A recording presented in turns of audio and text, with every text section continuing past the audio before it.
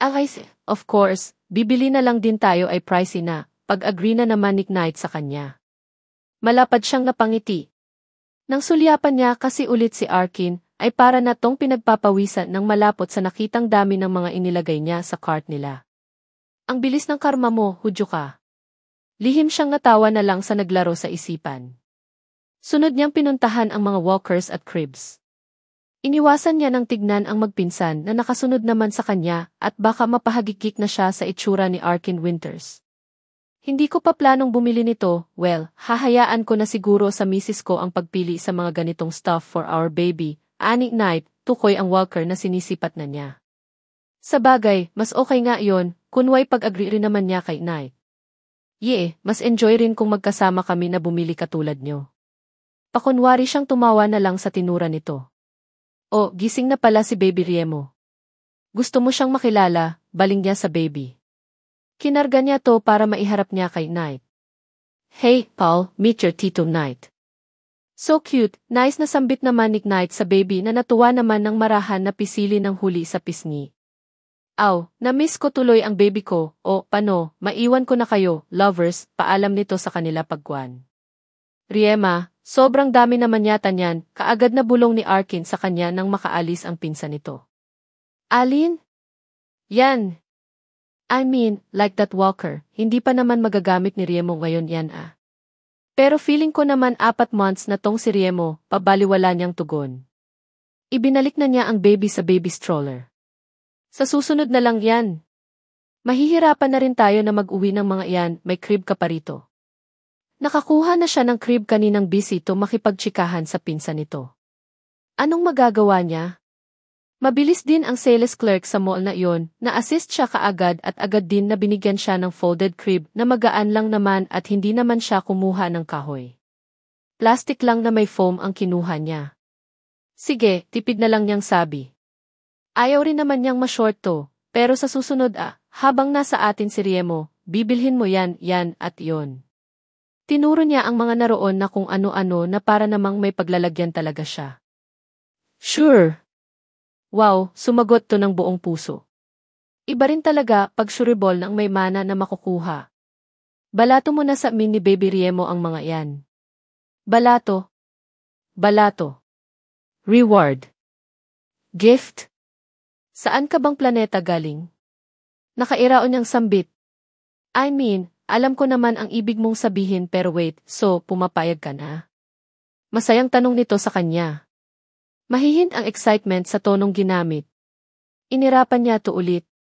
Gaya ng nasabi ko na kanina, magkaiba ang pumapayag sa wala na kong magagawa kung may makakita na sa iyo na kasama kami. Yes. Salamat, Riema. Hep. Kaagad niyang pag-awat sa akmang pagyakap nito sa kanya. Huwag mo nang tangkain na makalapit sa Kin. Hindi ko pa nakakalimutan ang mamasa-masang halik na ginawa mo sa Kin. Ngali-ngali niyang idagdag. Grabe, masaya lang naman, don't you let me hug you. Eksaheradong umiling-iling siya. Hindi na, Arkin Winters. Magtigil ka sa paglapit sa Kin. At pwede bang isaksak mo sa kukote mo yan ha? Na huwag akong hawakan at dikitan. Ang sungit naman nito, manang talaga. Pabulong lang nitong sinambit yon pero hindi yon nakaligtas sa pandinig niya. Hindi na lamang niya to pinansin at tumuloy na siya sa kahera ng mall. Ikaw lahat ang magbabayad nito, anya rito nang makapila na sila sa cashier. Wala rin naman akong balak na pagbayarin ka no. Wow, talaga ba? Goods, bagkus ay tugon na lamang niya.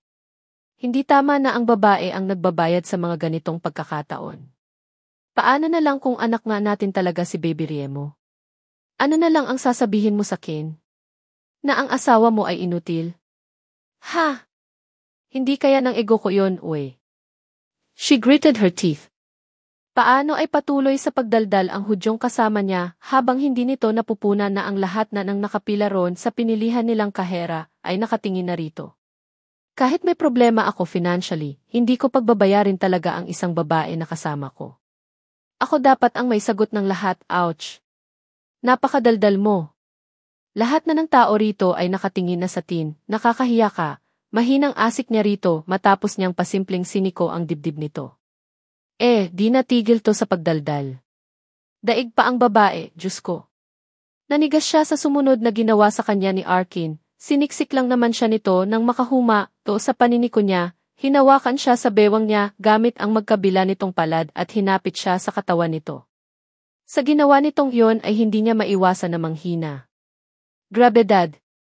Kakasabi lang niya kanina na huwag siya nitong lapitan pero hayun, hindi lang basta lapit ang ginagawa nito dahil may kung ano na siyang nararamdaman na matigas sa bandang puwitan niya, Santissima.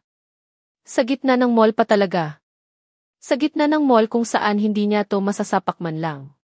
Layuan mo ko, Arkin Winters, isa, mahinang banta niya rito sa pagitan ng pagkiskisan ng mga ngipin niya sa biwisit na nararamdaman niya sa mga sandaling iyon dito. No, mariin itong bulong sa kanya.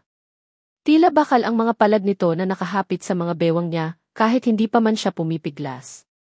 You know, tama lang sa iyo na parusahan ng halik at ng ganito, Riemann. Biwisit ka. She heard him chuckled. Ang init ng hininga nito ay dumadaloy mula sa taingan niyang binubulungan nito papunta sa liig niyang naka-exposed. Biwisit talaga to. Sa ganitong paraan kasi ay siguradong mananahimik ka. Hindi siya makapiglas. Napakatagal din kasing umusad ng pila. Sino rin ba ang pipiglas kung gano'n na kahit ngayon lang niya nararanasan ang mga pinadarama sa kanya ni Arkin sa mga oras na iyon ay may kung ano sa kaibituran niya ang hindi nababastusan dito. Word though. Kung nagkataon kasi na ibang lalaki to, siguradong maghihisterikal na siya sa galit. Maginoo si Arkin Winters pero medyo bastos at medyo pikon. Malinaw ang tila nguso ng baril na nararamdaman niyang nakatutok sa lower part ng likod niya, na alam naman nila pareho kung ano. At siguro, dahil ito lang ang nagpadama sa kanya yon, ay may pakiramdam siyang parang okay lang yon pag ito ang gumagawa niyon. Parang halik nito, kahit ilang beses niyang sambitin na nakakadiri yon at basa kasi, sa kaibuturan niya, alam naman niyang pagkatapos niyang magulat ay napahawak din naman siya sa mga labi niya noon ang gabing yon dahil tila. Yon pinapak ng langgam na namaga. Namaga pero medyo masarap sa feeling. Akalain ba niya na may ganun pala? Nababaliw na yata siya. Alam niyang lahat naman ng tao ay mailandi sa katawan pero hindi sana siya, wag sana sa lalaking to na grabe ang bilib sa sarili na ang lahat ng babae ay mapaglalaruan sa mga palad nito. Kailangan niyang hamigin ang sarili niya kung ayaw niyang siya na rin mismo ang magbigay ng satisfaction dito sa paulit-ulit na linya nitong iyon. Sure, gawin mo ang gusto mo. Kung inaakala mo na may effect sa kin yan, go lang, suit yourself, mahina niyang wika rito. Tinapunan niya rin to ng mapanuyang ngisi at tingin. Napatda to sa sinabi niya. Dama rin niyang natigagal to at nanigas ang mga kalamnan, ngunit saglit lang iyon dahil bumulong na naman to sa kanya. Sa pagkakataong iyon ay mas mainit para sa kanya ang buga ng hininga nito sa hindi niya malaman na dahilan. Gagawin ko talaga. Ayokong isipin ng mga tao rito na under ako sa asawa ko, pagbibigay diin pa nito sa salitang asawa, maliwanag na tinutuya siya. Ginantihan niya iyon ng pagak na tawa. Mukha ka naman kasing aso talaga na susunod-sunod sa amo, Arkin Winters. Sa sinaad niya ay mas naramdaman niya pa ang tumutusok sa kanyang likuran, gagong Arkin Winters talaga. Walang kahihiyan ang Hudyo. Alam mo ba na nagbablush ka ngayon, Remedios Valderrama? Ang mura na sana ay pakakawalan niya ay naudlot na nang sa wakas ay umusad na ang pila at layuan na siya nito para itulak ang baby stroller ni Baby Riemo. Habol niya ang hininga sa tinitimping inis ng makalayo na to sa kanya. Pinukol niya to ng masamang tingin. Sa inis niya ay malawak lang siyang inisya ng Hudyo. Here's a card. Nito, nilapag ang card na tinutukoy sa palad niyang ito na rin ang kumuha upang mailagay nito ang card doon. Use it, see. Talagang gagamitin ko to at sasagarin pa ang savings dito hanggat gusto ko, gigil niyang tugon dito. Sa mas lalong inis niya, sinaladuhan lang siya nito sa pagkakataong iyon. Sinaladuhan siya at para siyang tanga na kahit inis na siya kay Arkin sa mga oras na iyon ay nagawa niya pang maramdaman ang tila mga bulet niya sa tiyan na nagparty na yata roon. Nilayuan na siya ni Arkin matapos nilang makapamili. Hindi na lang niya to pinansin at wala rin namang mangyayari kung mag-aasaran sila. Isa pa, hindi niya gusto na nagkakatotoo ang mga nababasa niya sa romance novels na parang may kung anong humahalukay sa kanyang tiyan dahil lang sa mga pinaggagawa nito sa kanya. Hindi siya naniniwala ron kaya nga babulete ang sa tingin niyang naglaro sa mga tiyan niya kanina. Ha!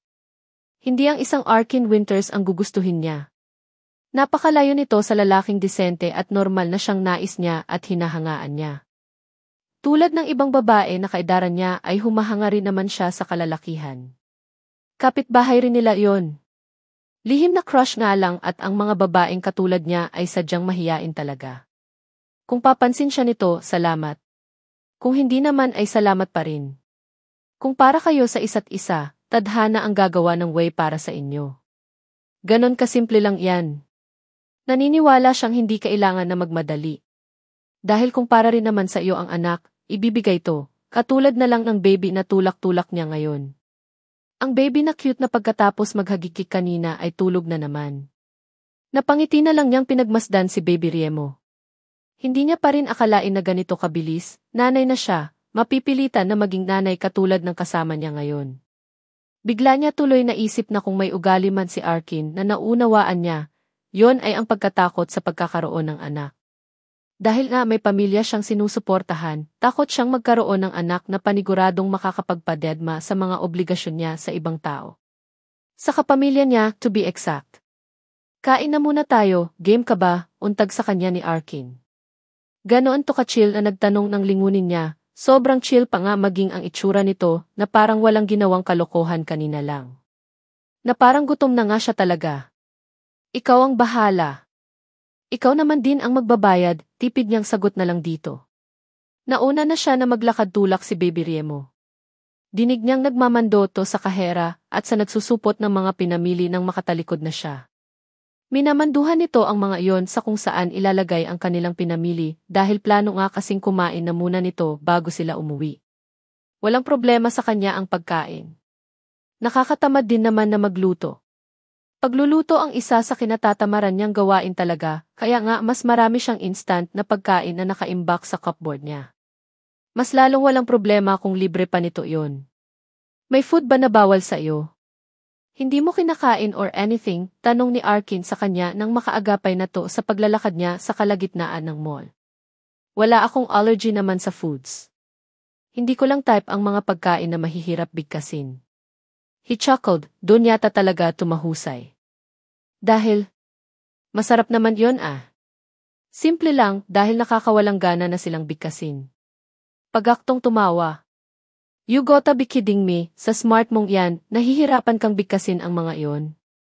Being smart in life and being alam na ang lahat ay magkaiba pa rin naman, Arkin Winters. Ikaw kasi ay akala mo, alam na ang lahat. Napaka-imposible naman na hindi ka gumamit ng dictionary sa mga pesteng pagkain na type mo pala, ngayon ko lang nalaman, anya nang hindi to nililingon. Wow! Grabe ka na talaga. Grabe na ang mga pinaglalaban mo sa buhay ah. I'm wondering tuloy kung saan mo hinuhugot yan. Lahat naman ay may hugot. Katulad mo, kailangan mo ang mana mo dahil sa kamalasan na nangyari sa business mo last month, pero hindi mo naisip man lang na ang gagawin mong panloloko sa lola mo ay may kaakibat na bagong kamalasan. Natawa na naman to kahit hindi naman nakakatawa ang sinabi niya. Pero buti na lang ay tumahimik na pagkatapos. Wala rin naman kasi siyang planong magpatalo rito dahil between them, naniniwala siyang siya ang tama. Maaaring hindi lang matanggap nito dahil sino ba naman ang taong tumanggap ng kamalian? Lalo at ang taong iyon ay kasing hambog pa nito. Okay, I get it, sa Jollibee mo ba gusto? Nothing wrong. Mas madaling bigkasin ang si negatibo isa. Mas madali rin na maubos ang chicken nila dahil joy naman ang gravy na kasama. Halakhak ang sumunod na pinakawala ni Arkin. Halakhak na hindi niya maunawaan kung bakit, again, hindi naman siya nagjojo. Alam mo, parang nagsisimula ko nang magustuhan ang napasukan natin na situation. Siyempre naman, ikaw ba naman tong may limpak ng mana na makukuha, kalmado niyang sagot. Kalmado lang talaga, wala siyang planong magpasaring pero kung iyon ang tingin nito, pwede rin naman. Kaso ay tumawa na naman to, pero mautak kasi yung lola ko. Iniisip ko pa kung paano kong sasabihin to sa kanya ng ako mismo. Bahala ka sa lola mo, hindi ko na problema yan. Naman, ako ang bahala. Pero salamat talaga sa cooperation. Wala pa naman akong ginagawa. Meron na. Sabi ko naman sa iyo, siguradong makakarating na kay Lola ang tungkol sa pagsasama natin dito sa mall kapag may nakakita sa tin. Ang nakakita pa ay ang pinsan kong Kolokoy.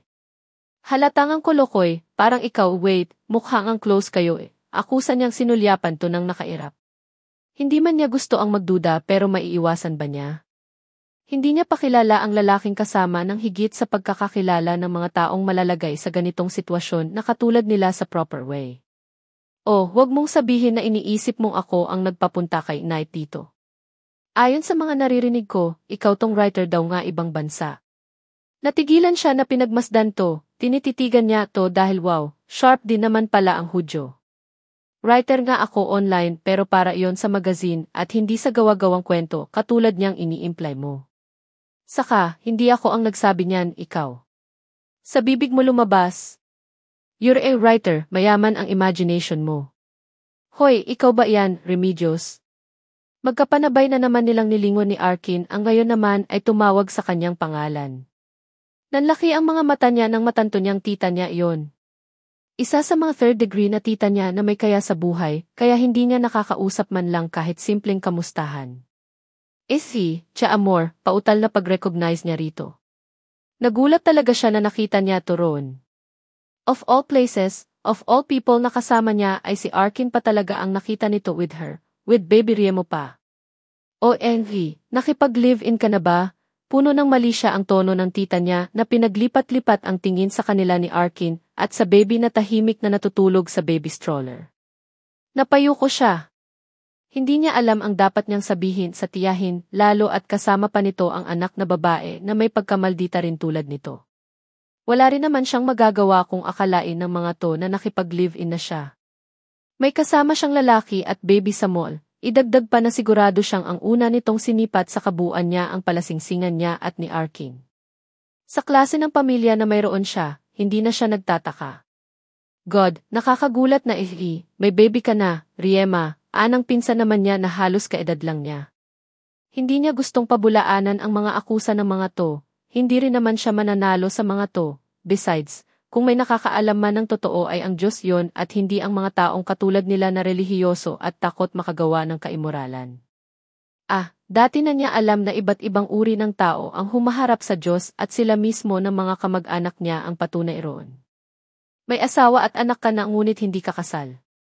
Nag-angat siya ng ulo nang akbayan siya ni Arkin at pisili nito ang balikat niya. May pagtataka niya tong sinulyapan. Mariin lang siyang tinignan nito bago malakas na tumikim. Excuse me po, kami ng partner ko ay naghahanap ng jewelry shop na maaaring bilhan ng singsing para sa nalalapit namin na kasal sana. Mawalang galang na po, baby ko po ang pinagkakaguluhan nyo at malabong maging baby ni Riema yan dahil kung sakali naman ay paniguradong nabalitaan nyo na sana na nagbuntis siya at nanganak since mukhang magkamag-anak naman yata kayo, ano po?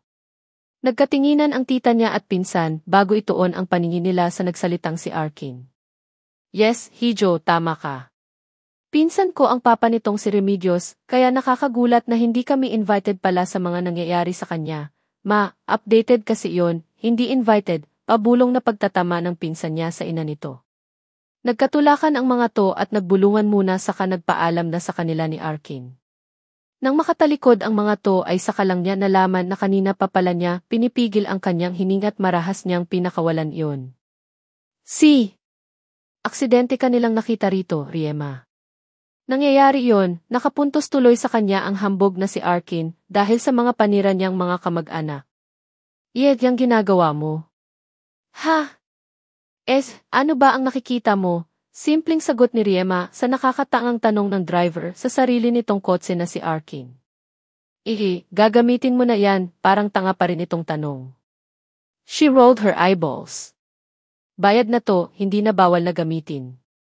Besides, kaya nga niya sa backseat ng kotse pinalagay ang supot kung saan nandun ang baby carrier, para magamit na niya. Girls don't you wait for. Shut up ka na lang diyan, bababa rin naman kami ni Baby Riemo sa kotse so, maaari pa na magamit namin to no. Huwag na muna, okay. Ibalik mo ang seatbelt mo. Hayan at nasa loob na tayo ng Blooms, ginawa mo kung walang isip ka. Umiling na lamang to at sinulyapan siya na parang sinasabi na bahala na siya sa trip niya. Good. Dahil gagamitin naman niya na talaga ang baby carrier, dahil kapuna-puna naman kasi nasanay ang baby sa karga. Mas payapa ang buhay ni Baby Riemo habang karga siya, kaya ngayon pa lang ay natutuwa na siyang isipin na masisiyahan to sa baby carrier. You know, thank you for this ha, naalala niyang magpasalamat sa katabi dahil ito ang bumili niyon. No problem. Salamat po sa balato, Papa Arkin, she even added. To her surprise, Arkin laughed. Hala inaasar niya kaya to. Sa huli talaga siya pa rin ang asar talo sa tawa nito. Kainis. Anyway, hindi ko alam kung dapat ko pa bang buksan sa iyo ang tungkol sa mga kamag-anak mo, Riema, Bati. Salamat nga pala rin doon.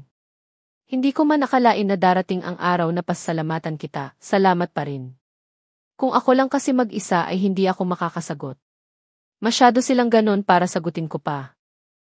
He chuckled. Masyado silang ano? Bakit ganon? Nothing. Ayaw ko lang na magsalita sa kanila ng kung ano-ano, kung gagawin ko kasi yon ay para ko na rin silang ginaya. Pero pagdating sa kin, hudyo at hambog, lukot ang ilong na sulyap nito sa kanya. Siya naman ang natawa. Hindi ka kasali. Come to think of it, ikaw lang pala ang nakakapagpalabas ng bad side ko. Ouch, para mo na ring sinabi na bad influence ako. No, hindi mo naman ako maimpluwensyahan, no. Mukha nga.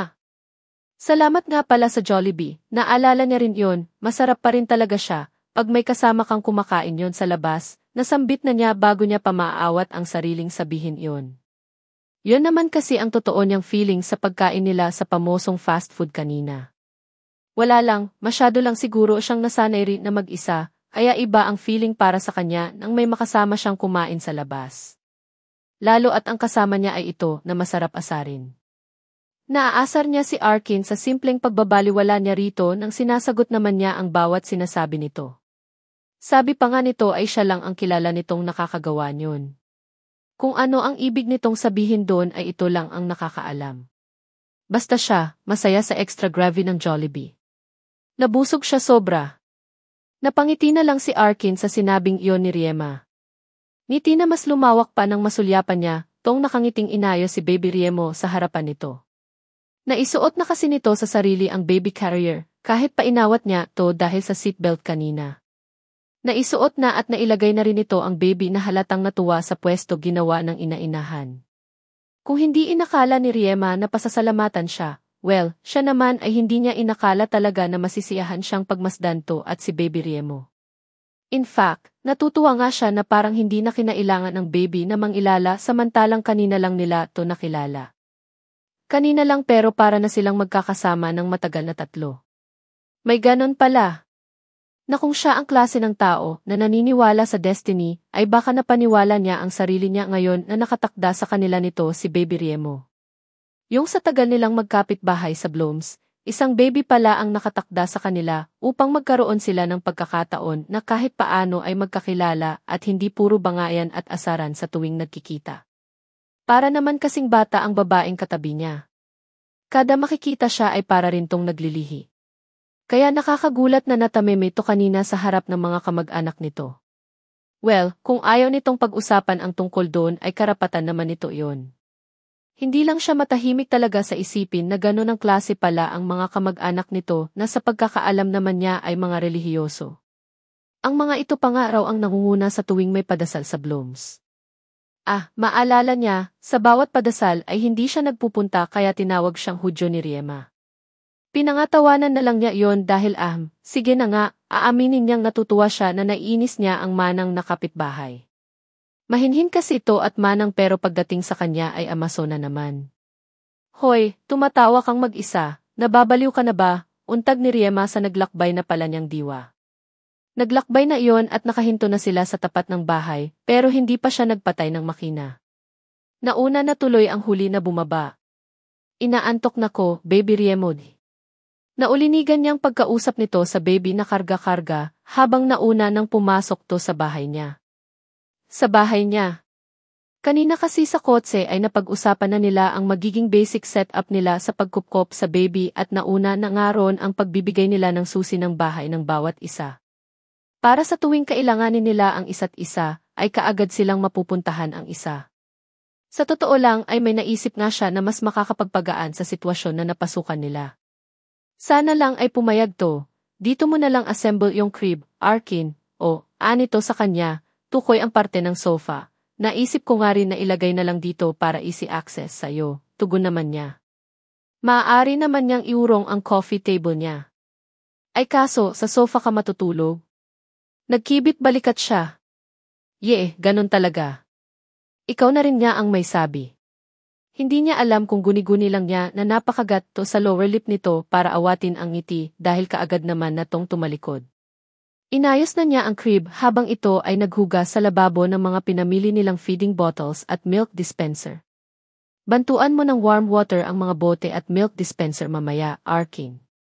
Then, pagtuyo na lahat, saka mo handaan ng formula milk at tubig ang mga dede ni Baby Riemo. Utos nito sa kanya nang matapos na to sa paghugas ng mga nabanggit. Sure, susundin ko lang ang nakasulat sa formula milk, right? Yes, kaya nauso yan para itataktak mo na lang sa dede ang gatas. Pag nagising kayo ng alanganing oras ni Riemo, nagugutom daw kasi ang mga babis ng wee hours. Actually, gutom sila palagi kasi nagpapalaki raw. Wait, check ko lang kung kada ilang oras para sure. Sabi pa nito na animo ay nanay na nanay. Hindi niya napigilan na matawa. What? Ano ang nakakatawa sa sinabi ko? Nakangiting nilapitan niya to at namiwang siya sa harap nito. Let's talk about this young man. How about me, Papa Arkin? Cute naman pala si Mama Riema mag-joke. Listen, alam kong may trabaho ka sa umaga at gabi, Riema. Yes, pero hindi naman ako nagrereklamo. Ang sakin lang ay sayo muna siya tonight.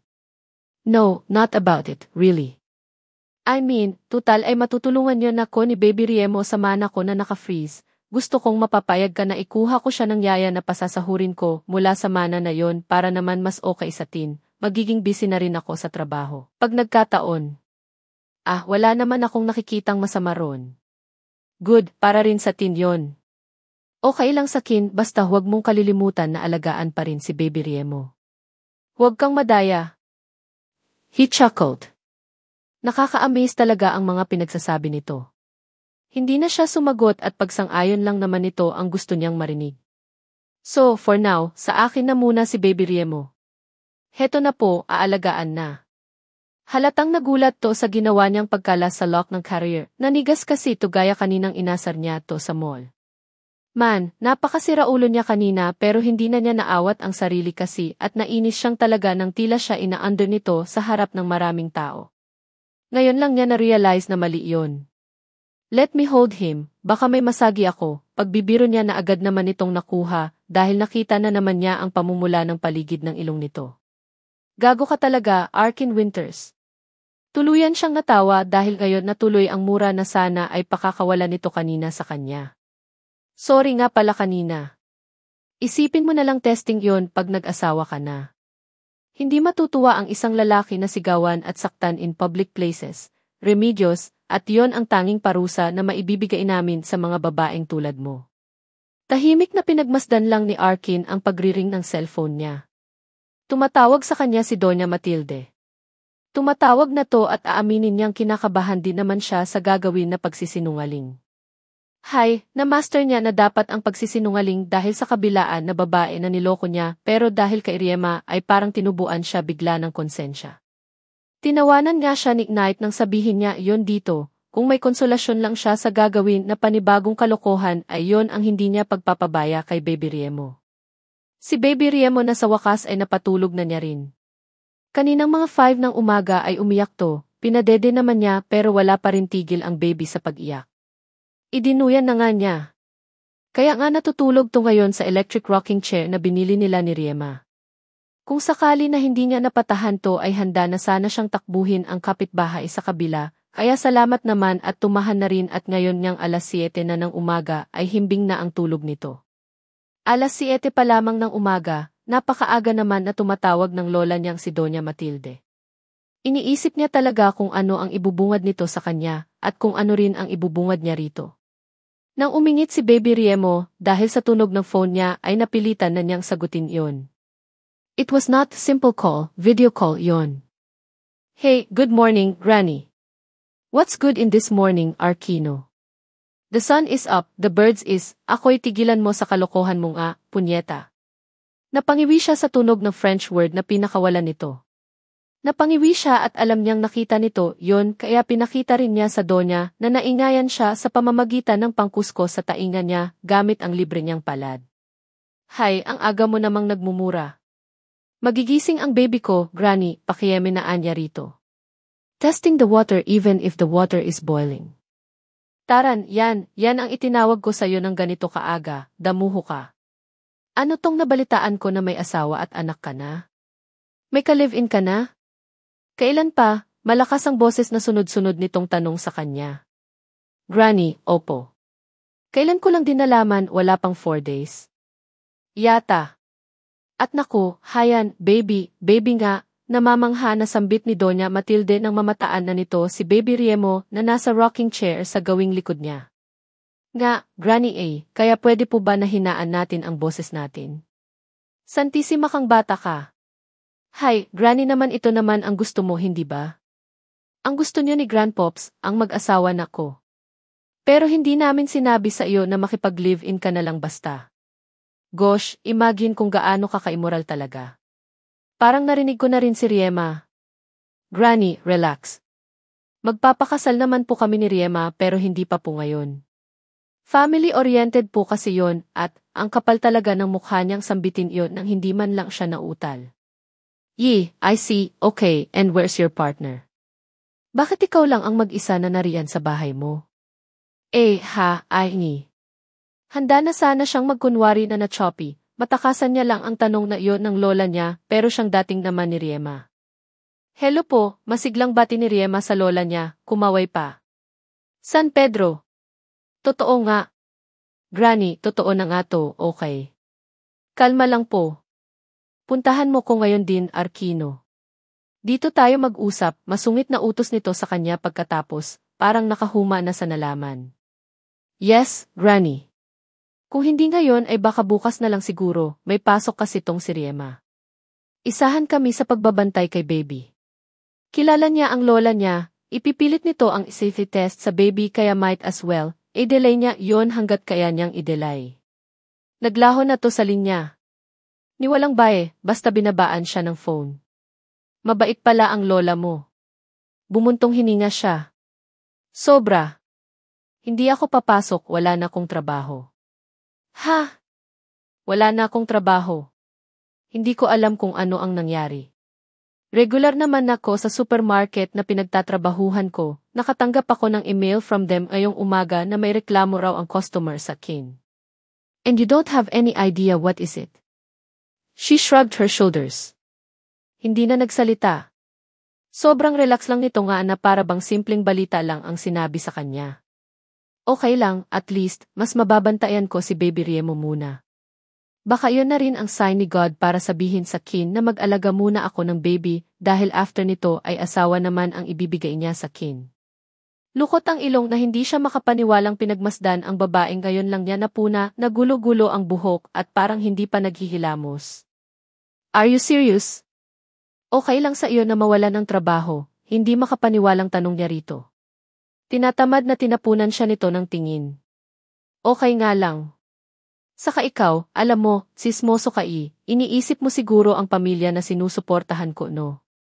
Kaya mas affected ka pa sa kin? Napaatras siya at umiling-iling. I mean ni. Hayaan mo na yun sila. Okay, nagulat siya sa mahinang pagkakasambit ni Rieman yon. Parang sa pagkakasabi kasi nito yon ay pagod na pagod to. Pagod na at talagang wala nang ang pakialam sa mga iyon. But then again, sabi nga niya kagabi ay sino ba naman siya para ungkatin ang tungkol dito at sa pamilya nito. Nagkape ka na ba? Alok na lang niya, hindi pa rin naman siya nagkakape. Hilamos nga hindi ko pa nagawa, kape pa ba? Napabuntong hininga na naman siya. Paano ay nagsasalita to at sumasagot sa kanya pero nakatulala naman sa natutulog na si Baby Riemo. Ewan ba niya, something inside him stirred up beside looking at her. Gayong hindi naman sila close nito at napunta lang naman sila sa sitwasyon na pareho silang walang magagawa upang hindi tanggapin. Anyway, as you can see, alam na ni Granny, ang dapat na iwasan ko na lang ay ang pagpipilit niyang ipadna si Riemo. Lola ko siya kaya kilala ko siya. Nabanggit lang naman niya rito dahil dapat niyang banggitin yon o baka dahil linanais din naman niyang malihis ang topic nila o gusto niyang umayos na to, umayos na hindi rin niya alam kung ano ba ang ibig niyang sabihin. Given naman na gawin niya yon. At least, sinasagot siya nito. Kinakausap. Mas kakabahan siguro siya kung hindi. Kung saan galing ang salitang kaba, ewan na rin niya. Para kasing sa loob ng isang araw ay may baby na nagbuklod sa kanila. Parang sa loob ng isang araw na iyon ay isang taon na ang katumbas sa kanya, kaya gano'n na lang ang concern niya rito ngayon. Matagal na naman niya tong kapitbahay, matagal na niyang kilala. Si Baby Riemo nga lang ang naging rason para magkalapit sila, kaya yata gano'n na lang siya bigla rito. Mahirap analisahin, basta na lang. O sadyang good news lang na may puso pa rin naman siya sa kapwa. I hope you're okay, hindi na niya napigilan na sabihin dito. Mahirap ang mawalan ng trabaho. Naranasan niya yon noong ipasara ang firm niya dahil sa aksidenteng nangyari. Aaminin niyang kung hindi lang malakas ang apelyido niya, matatagalan ang pagsasara ng negosyo niya o kung mamalasin, hindi na magbukas. Dahil night is right, naging pabaya siya. Siya ang may pagkukulang sa aksidenteng nangyari. I hope this baby is okay. Kunot ang kilay na sinulyapan niya ang babaeng weird habang hinahalo niya na ang kape nila. Ha? Of course, okay na okay yang si Baby Riemo. Talaga, sabi pa rin ito, still not looking at him. Then ever does the gloves, mister. She glanced at him, finally. Hawak nito ang disposable gloves na naiwan niya sa sofa kanina. Wow lang, ang tindi rin ng mga mata kahit tulala. Napakamot siya sa sariling kilay. Ano kasi, papalitan ko ang diaper niya. Nautal talaga siya at nahiya siyang aminin yon dito. Papalitan? Meaning, hindi mo pa napapalitan? Hayon na ang usual na Amazonaton na ginagamit nito sa kanya. Hindi pa, baliw ka talagang hudyo ka, pag gloves ka pa tapos wala rin, hindi mo rin pala napalitan ang diaper. Bulalas nito, hindi makapaniwala, nanlalaki ang butas ng mga ilong at ang mga mata. Hindi pa nga, sorry, ito pa ang diaper na suot niya kagabing maghiwalay tayo. Nakakahiyaman aminin, tumango pa rin siya. Say, paano ba kasi ulit magpalit ng diaper? Santissima! San Jose! Bakit ngayon lang niya napuna na iisa ang expressions nito at ng lola niya? Yan if kalat sa bahay ni Arkin. Kalat na naiinis man siyang pagmasdan dahil siya ang magliligpit ng mga iyon ay wala naman siyang magawa. Nagkalat lang naman ang mga buhot ng baby shampoo, baby soap, baby towel, baby oil, baby powder, ointment at may baby face cleanser pa. Kung ano ang gagawin ni Riema sa mga iyon ay pinagdarasal na lang niyang hindi iyon makasama lahat kay Baby Riemo. Smart to, kaya malaki ang tiwala naman niyang alam nito ang ginagawa. Including the pagpapaligo sa baby.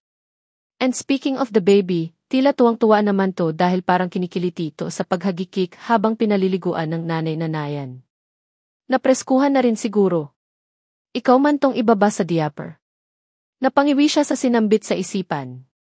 Siya lang naman ang rason kung bakit nababad to sa diaper. Kawawa naman at namumula tuloy ang singit. Kapansin-pansin ang pamumulan yon dahil maputi si Baby Riemo. Baby towel, please, pukaw sa kanya ni Riema. Kaagad naman niyang sinunod to, inabot niya ang hinihingi nito. Nakamata lang siya mula pa kaninang pinaliguan nito si Baby Riemo, hanggang sa matapos na nga nitong paliguan at hanggang sa. Papa Arkin, ikaw naman ang magbihis sa kanya. Hanggang sa inabot na nga sa kanya ng babaeng ni hindi man lang talaga naghilamos muna bago magpaligo ng anak-anakan, si Baby Riemo. Kalami. Ano naman ang malay niya sa pagbibihis ng baby? LYU? Aba, hoy, duties natin yan. Be responsible enough, bukas ikaw naman ang magpapaligo ng matuto ka. Ikaw ang magpapaligo, ako ang magbibihis sa kanya, ganoon, isahan lang. Mamayang gabi ay lilinisan natin siya. Manood ka, ayusin mo para naman sa susunod ay alam mo na, pwede ba, pagtalak nito sa kanya. Wala siyang nagawa ng idunggol nito sa dibdib niya si Baby Riemo. Kinuha na niya ang babay at kinarga mula sa pagkakakarga nito. How to bihisan you, Baby Riemo, anya sa baby na para namang maunawaan siya yun. Pero nakakaunawa na nga yata dahil tumawa. Cute! Nakakatuwa naman. Nakakahawa ang pagtawa ng baby kaya napangiti na rin siya. He's smiling, sabi siguro, gwapo ang Papa Arkin niya. Inikutan siya ng eyeballs ni Riema. Hala, kilos na, Arkin ang kabahan ka sa sinasabi mo. Marahan siyang tinulak nito. Iningusan niya to, na, ang init kaya. Pina-off kasi nito ang niya ng paliguan nito sa banyo ng bahay niya si Baby Riemo dahil hindi raw pwede na maigi o electric fan habang pinaliliguan ang baby. Higa mo siya sa doon. Sa sofa na lang, mando sa kanya ng babaeng walang pakialam sa itsura. Sige na, bibihisan ko na siya, maghilamos ka naman pagtataboy niya rito. No, hindi na ako maghihilamos. Pag uwi ko ay maliligo na ko. Panonoorin kita na magpalit ng diaper nang matuto ka. Ani mo anak din siya nito kung makapagsalita sa kanya.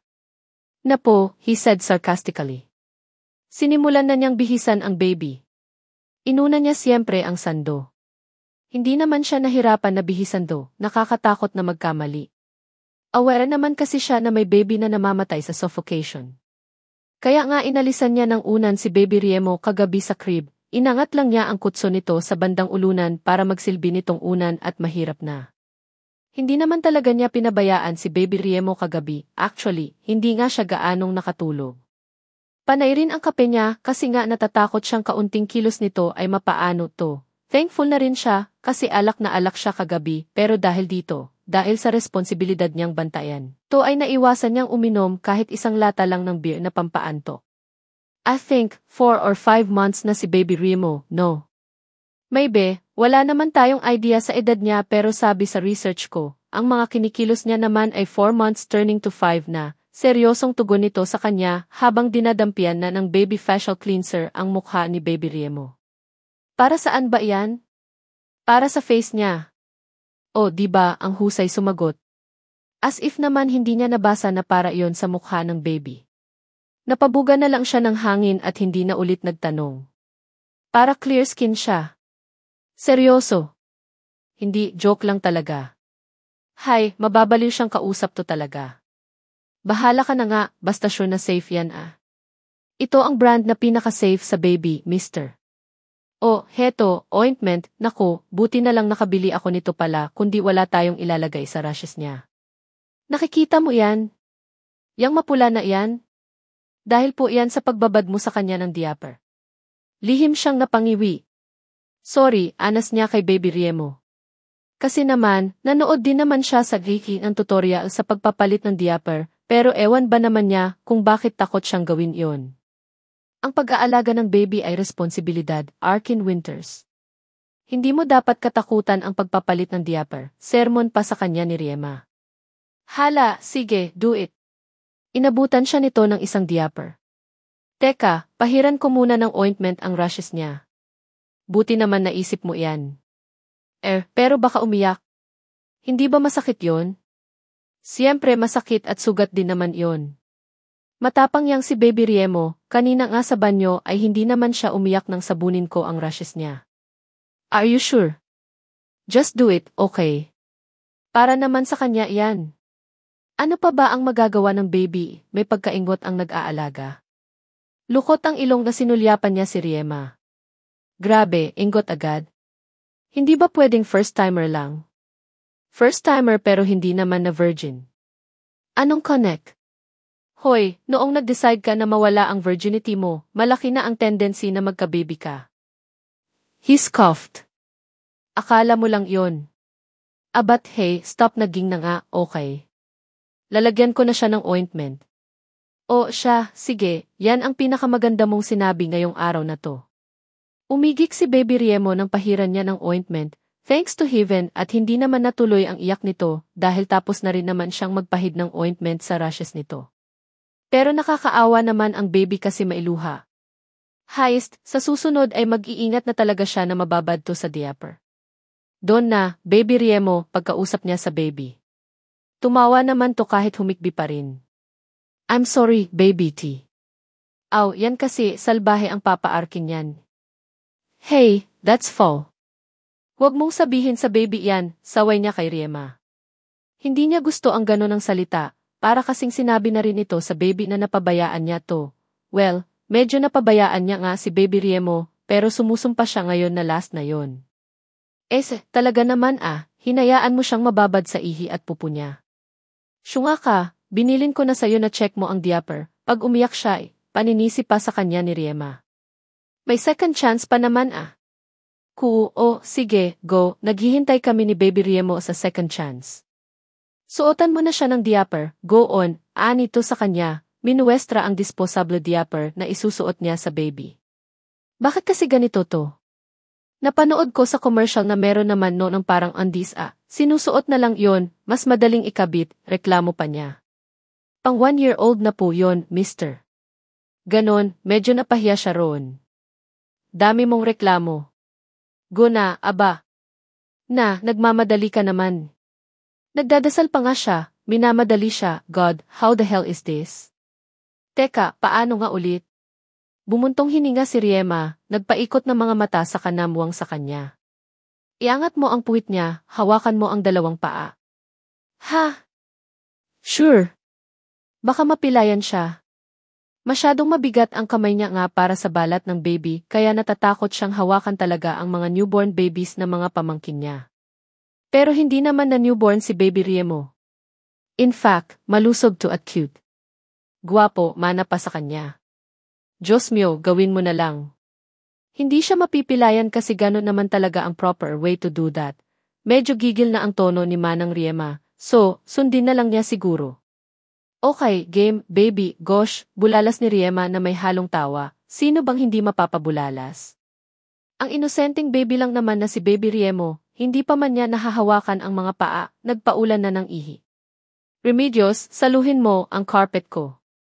Tarantang sambit niya, hindi niya malaman kung ano ang gagawin, masasalo pa ba niya ang ihi gayong dama na niya ang mainit na likodo sa palad niyang nakasuot ng gloves. O iurong niya gamit ang kanyang paa ang carpet niyang nabili niya pa sa Syria, at kung tatayo naman siya ay walang aalalay sa baby na nakahiga sa sofa.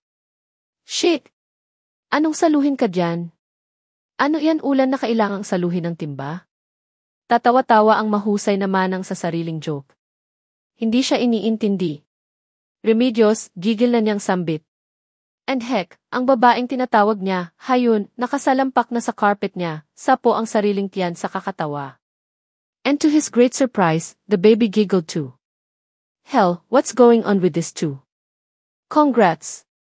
Nabalitaan ko na nakuha mo na ang project na pinapangarap mo. Bungad kay Arky Knight, hindi pa man siya nakakaupo nang pumasok siya sa office nito. Thanks, ang bilis nga. Nagulat din ako sa bilis, wala pa yatang 2 weeks ay nakapag-decide na sila, sarkastiko niyang tugon. Dumiretso siya sa mini-fridge ng pinsan at kumuha siya ro ng maiinom na energy drink. Sarkastiko talaga ang reply niya dahil iyon na nga mismo ang rason ng ipinunta niya sa malapit na pinsan.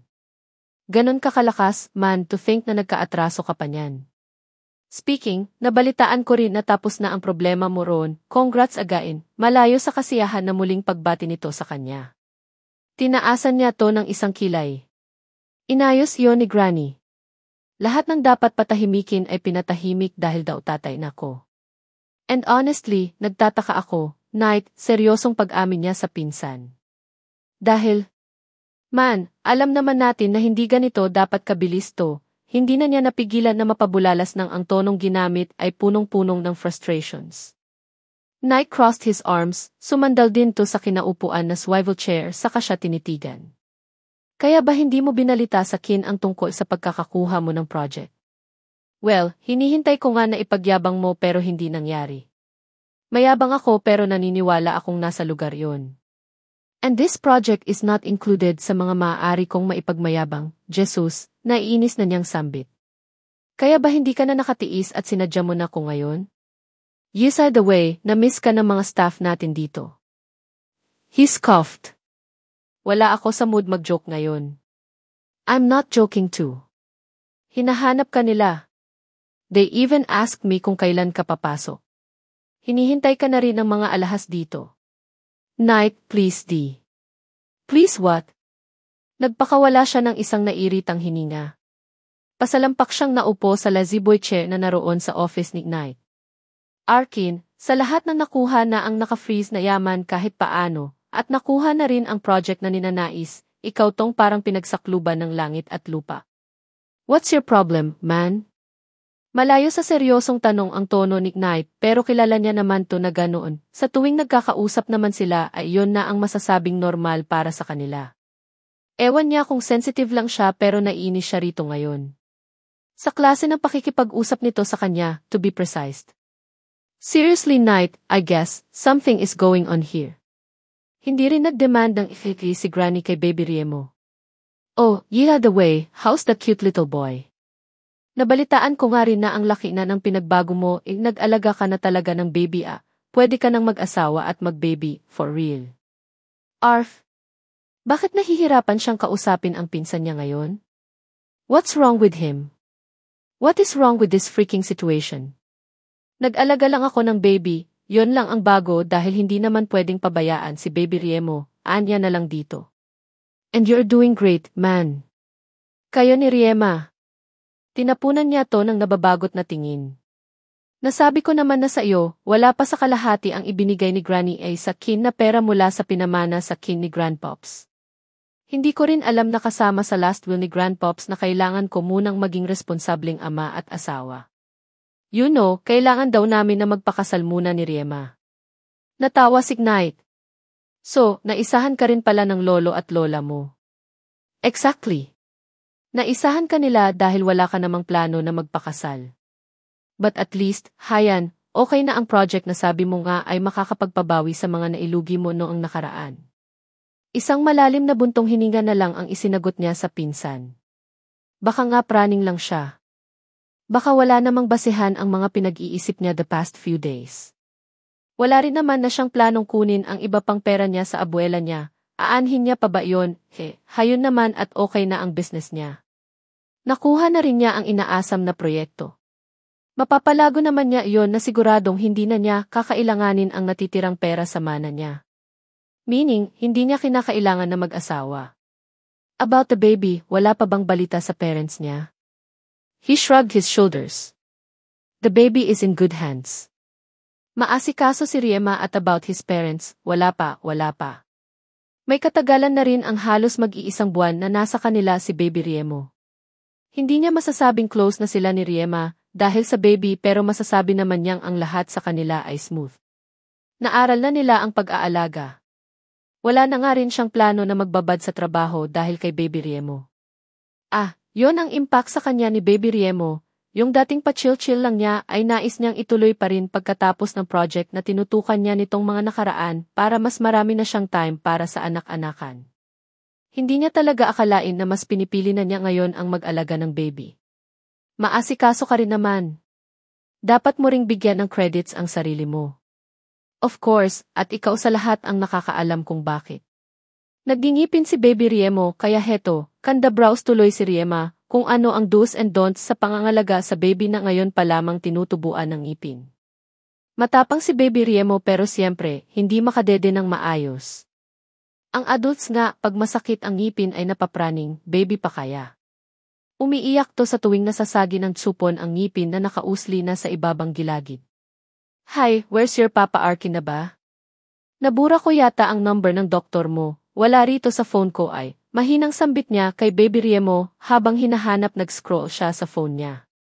Panandalian na pumirmi sa pag-iyak ang baby, binigyan niya kasi ito ng laruan na basta na lang niya kinuha noon sa mall na ngayon niya lang nalaman sa tulong ng iski na para pala iyon sa pagtubo talaga ng ngipin ng babies.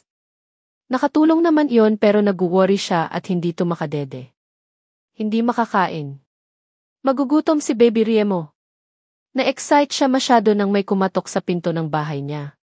Kanina niya pa kasi hinihintay si Arkin dahil nga sa kondisyon ni Baby Riemo. Na-text naman niya iyon dito pero hindi ito nag-reply na ngayon lang nangyari kaya mas nadagdagan lang ang worry niya. Well, wala pa naman pagkakataon na hindi to umuwi sa bahay nito mula nang kupkupin nila si Baby Riemo pero may katagalan na rin kasi nang matengga to sa bahay. Hindi naman niya maiwasan na maisip na hinahanap din nito ang nakasanayan na buhay. Though, never niya naman tong naringgan na nagreklamo kung sa pag-aalaga rin lang sa baby. Masasabi pa nga niyang nag-i-enjoy to sa pag-aalaga sa anak-anakan nila, Nag-enjoy to sa pagiging ama-amahan, nakikita niya yon sa mga mata at kilos nito. Yun nga lang, lately ay parang may iniisip to. Hi, Riema, bungad na bati sa kanya nang napagbuksan niya sa pinto na si Harry, sige. Harry. Yun, napadalaw ka? Kailangan niyang kagatin ang dila niyang pumipilipit ang bigkas ng salita sa tuwing nakikita niya ang kapitbahay niyang to. Lihim niyang kinagat ang sariling dila saka siya pasimpleng lumuno. Si Harry lang naman ang ultimate crush niya roon sa Blooms. In my gosh. She can't no. Bawal siyang magkunwari na hindi makahinga at may baby siyang inaalagaan so, kailangan niyang umayo sa harap ni Harry kahit crush niya pa to. Nabalitaan ko kasi na nagingipin si Baby Riemo, tugon ni Harry sa kanya, nakangiti. Nahihirapan nga ako, ayaw niyang dumede. Niluwagan niya ang pintuan upang masilip ng bisita niya ang baby na pinag-uusapan nila. Naglalaro naman sa mga oras na iyon si Baby Riemo sa loob ng crib nito. Hawak pa rin ang toy na binigay niya rito at pinanggigigilan iyon. Hindi talaga siya makakadede kasi nagingipin. Tama ka, pero nag-worry ako na baka magutom siya. Makakasama yon sa kanya, for sure. Yun na nga, kaya nagpunta rin ako sa'yo dahil may suggestion ako. Telege, ay talaga?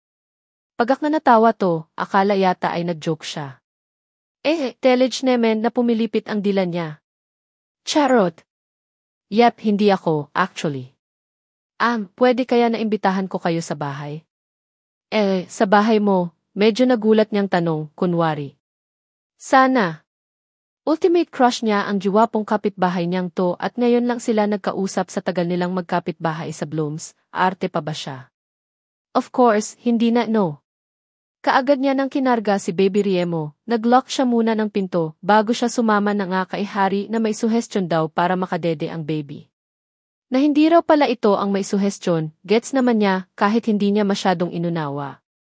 Bahala na to, basta ang mahalaga naman ay walang record ng crime sa subdivision nila. Safe manirahan sa Blooms. Safe ang surroundings at ang mga nakatira. Sa kauwi, ang giwapo kaya ni Harry para maging kriminal no?